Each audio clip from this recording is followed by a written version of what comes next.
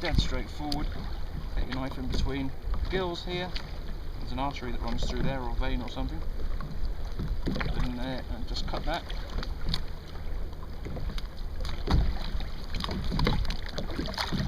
That's it. What I'll do, as I mentioned, I'll just hang him over the side, let that blood come out. For detection of any passing great whites.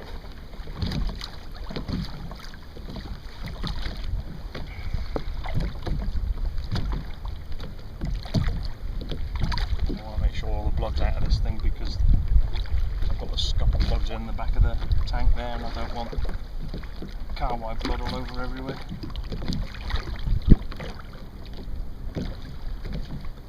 Not very nice. Still.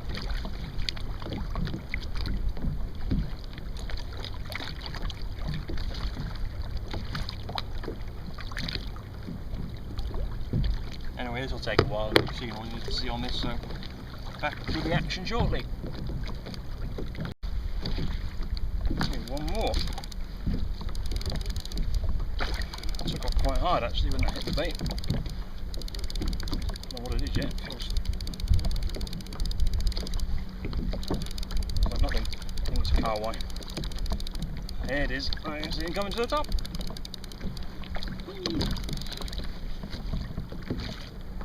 Where are you going?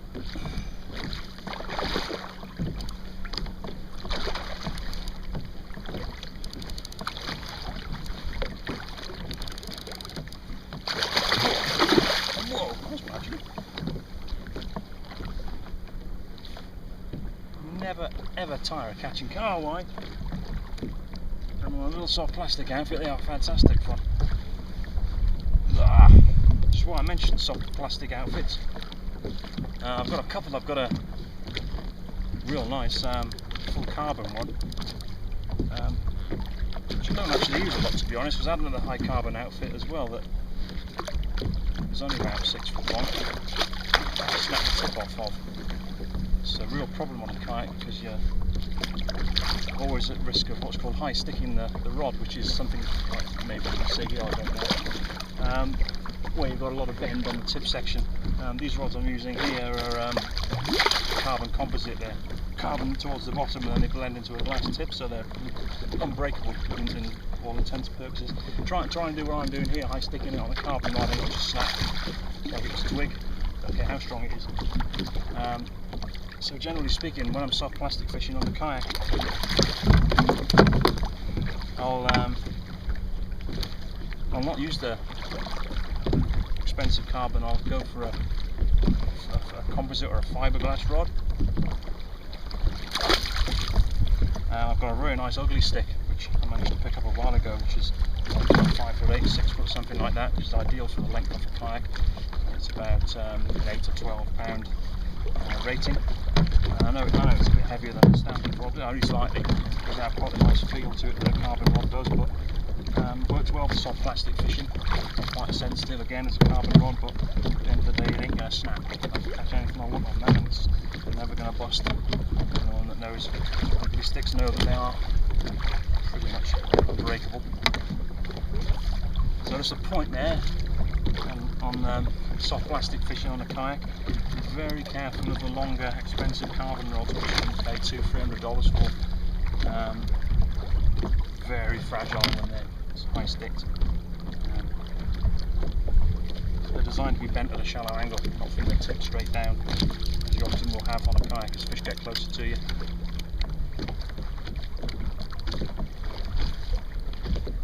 I'll bung this one as far as I can. Okay, wasn't very far, unfortunately. Oh god, tangled again.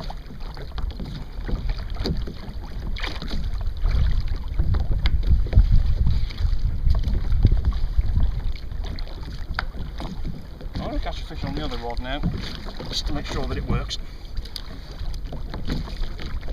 These are identical outfits. I've got a couple of nice little old Shimano reels here. God knows what they are, but super speed or something. Had that for a while. Lovely reels, beautiful smooth drag on it. And the rod is a Sustar power tip.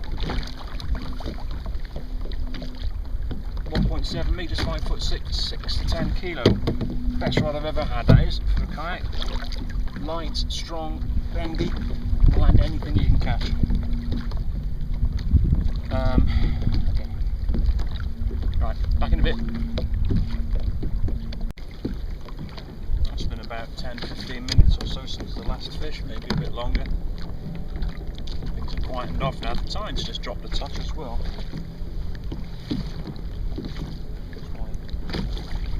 That's why they call it a bite time, I guess, because fishing generally works that way. You get a good period which lasts an hour or so, which is important that you try and make the most of it. Get your 2 rods out if you've got 2 rods, make sure you've got your bait at hand, and just fish that period hard because it's not generally going to last that long.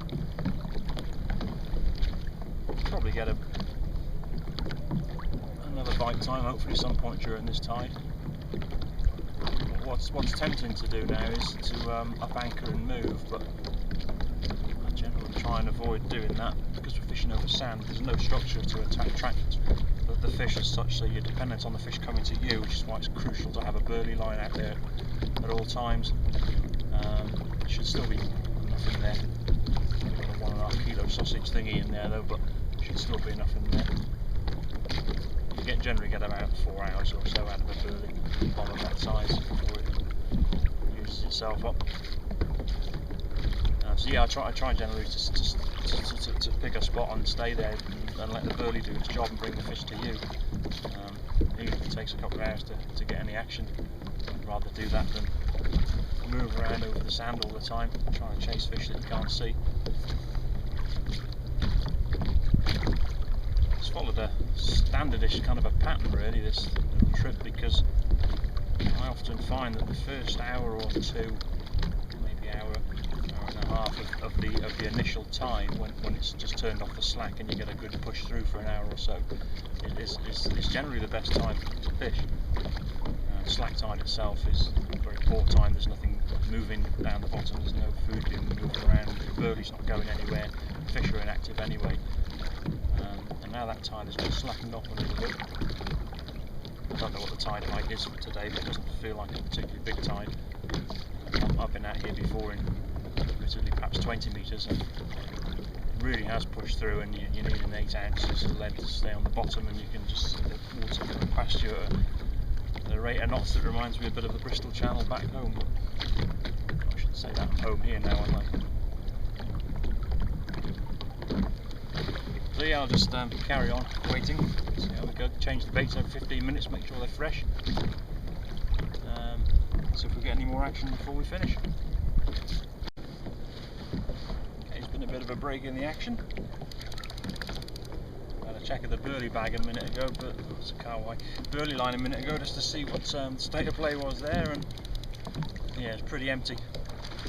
So I've just filled it up a bit with some of my bait actually, chopped it up, stuffed it back in the cage. Might have been actually more to do with the lack of fish than the tide and that, I think, possibly the lack of burley. Of course the water temperature is relatively warm now at 19 degrees, so the where have you gone?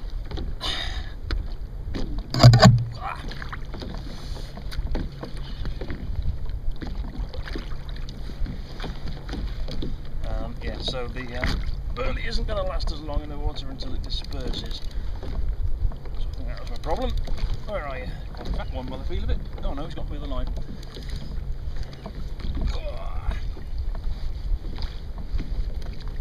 What have we done here then?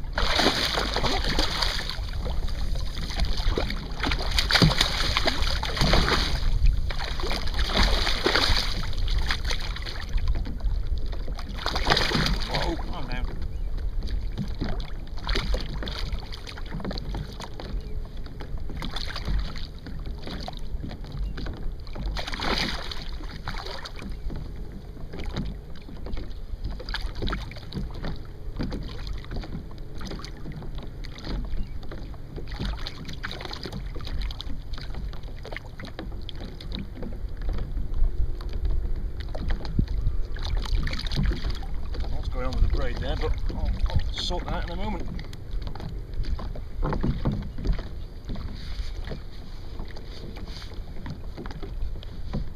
fella's going to go back to fight another day.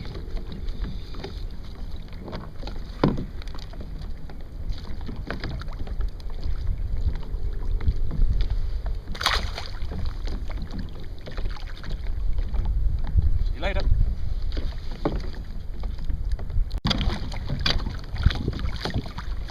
Just turn the camera back on again. I've had a couple of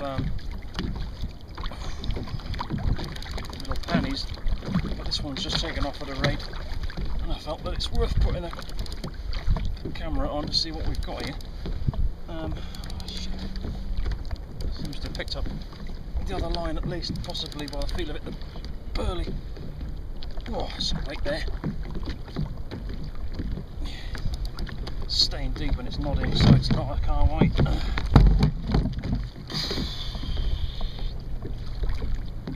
That feels like it's got a burley line attached to it, but I'm not sure. It's big, whatever it is. It's staying deep too, and I'm not making much progress on this at the moment. But yeah, as I've said before, no rush whatsoever. There's nothing that a fish down there can bust you off on. So just maintain steady pressure and take your time, really.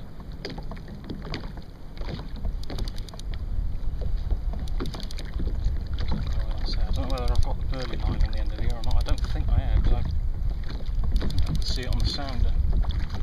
The weight's changed now. It's just a heavy weight. I know I've got the other line around it somewhere.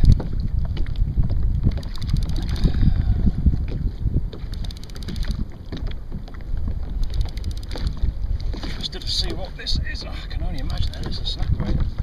This is a trevally. No colour yet. It's hiding under the kayak somewhere. Here she is. She's a trevally. They fight well, they do. It's not a trevally. If I can get it on board, I'll show you what it is.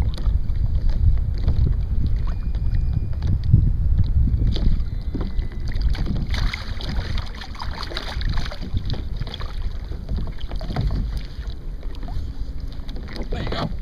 One kingfish. Oh, that was a bit annoying. The battery died at that point, and I was just about to show you that kingfish in all its glory. 75 centimetres of him, which I think is just legal, but he went back to fight another day. It's the first time I've had a kingfish out here, actually, although it's only a baby.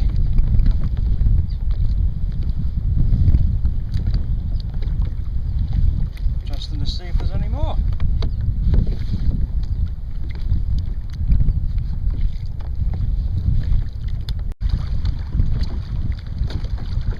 Picking up the southerly that Swellnet predicted has started to move in a little bit earlier, but it's here now. I'm pretty much getting towards the end of this little session. Just got the one rod out at the moment, just that's bait really. If I can pick something up on the unlucky rod, it's been very badly performing today.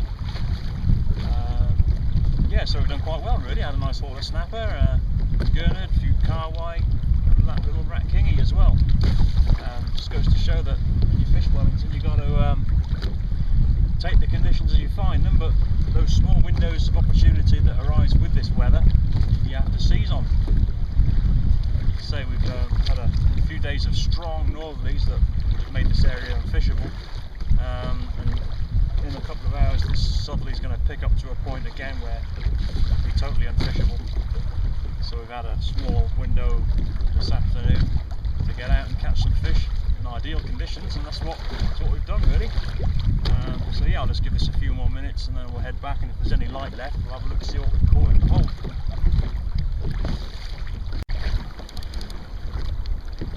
Well, it's another carway, this time again to the lucky fishing rod, which has now also become a lucky fishing rod burley catcher at the same time. Oh god. There we go.